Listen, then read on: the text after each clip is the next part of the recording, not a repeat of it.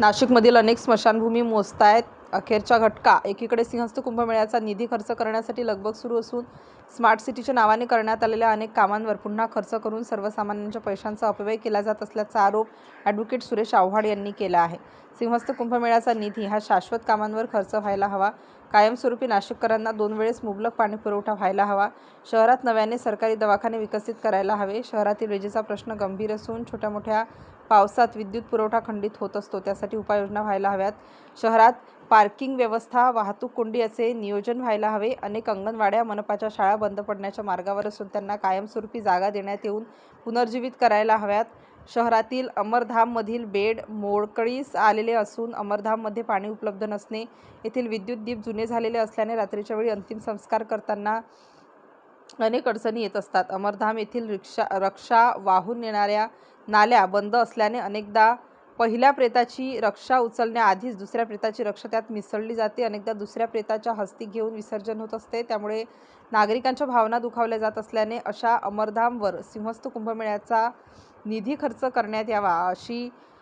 मागणी Rashtrawadi Congress party OBC सेलचे जिल्हाध्यक्ष ॲडव्होकेट सुरेश आव्हाड यांनी केली आहे।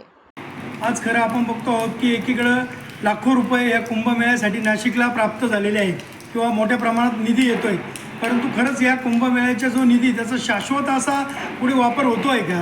आम्ही वारंवार पाठपुरावा केला, वारंवार मागणी केलेली की त्याचा शाश्वत अशा कामासाठी त्या निधीचा वापर व्हायला हवा। खरं तर आपण बघितलं असेल तर नाशिक शहराच्या चारी बाजूचे रस्ते खोदून ठेवलेले आहेत, तिथे मोठ्या प्रमाणात रस्त्यांचे काम मागेच स्मार्ट सिटीने कामं केले, तेच रस्ते पुन्हा तोडून पुन्हा नवे बांधण्याचं काम चालू आहे। म्हणजे ह्या सर्वसामान्य जनतेचे लाखो रुपयांचे निधी हा असा फुकट वाटला जातो आहे किंवा इकडे तिकडे खर्च होतो आहे, परंतु आपण जर खरं बघितलं असेल तर पंचवटी असेल किंवा जे पंचवटीतील जे सगळ्यांचं शेवटचं स्टेशन आहे ते म्हणजे वैकुंठधाम किंवा जे आपलं अमरधाम आहे, या अमरधामची अवस्था खरं बघायला गेलं तर हे शेवटच्या घटिका मोजता आहे असं म्हटलं तर काही वावगं ठरणार नाही। आपण जर बघितलं असेल तर इथं जे बेड आहेत त्या बेडपैकी सुमारे 3 ते 4 बेड आजही तुटलेल्या अवस्थेत आहेत, इथे लाखो रुपयेचं टेंडर मंजूर करण्यात आलेलं आहे या स्मशानभूमी दुरुस्तीसाठी, परंतु ही दुरुस्ती करत असताना इथले अजून पत्रे बदलवण्यात आलेले नाही। इथे आपण बघितलं असेल जी पिण्याच्या पाण्याची टाकी आहे त्या पाण्याच्या टाकीला अद्यापही पाण्याला तिथं पाणी पुरत नाहीत किंवा पाणी नाही आहे, त्याच्यामुळे लोकांना लांबून जाऊन त्या घागर भरून आणावे लागते आणि ते पाणी इथे फिरवावं लागतं आहे। इथं हस्ती विसर्जन किंवा हस्ती वाहून जाण्यासाठीची नाली केलेली होती ती मागे कुठेतरी चालू केली, आता पुन्हा ती चॉकअप झालेली आहेत। म्हणजे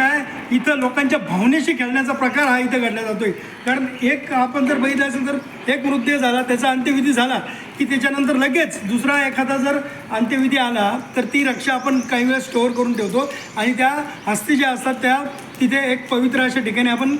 विसर्जित करतो, परंतु इथं जर बघितलं असेल तर या नाल्या हे तुंबल्यामुळे एकमेकाची राग ती दुसऱ्या बॉडीची राग त्या बॉडीवर पडते आणि दुसऱ्यांच्या भावनांशी खेळला जातो आहे। त्यामुळे आमचं खरं महानगरपालिकेकडे गेले आणि दिवसांची मागणी की त्यांनी हे जे टेंडर पास केलेलं आहे याच्यामध्ये काम लवकरात लवकर झालं पाहिजे आणि ते पण चांगल्या पद्धतीने झालं पाहिजे। आज तिथे नळ तोडून ठेवलेलं आहे, त्या टाकीला पाणी नाही, तिथं पाणी व्यवस्था लवकरात लवकर केली पाहिजे। इथे जे स्ट्रीट लाईट्स किंवा ज्या अमरधाममध्ये ज्या लाईट्स बसवलेल्या आहेत त्याच्या आपण जर बघितलं असेल तर त्याची देखील कुठल्याही प्रकारची व्यवस्थित त्या लाईट्स नाही, त्याच्यामध्ये त्याचा उजेड देखील पडत नाही, त्यामुळे या अमरधामकडे लवकरात लवकर लक्ष देण्यात यावं।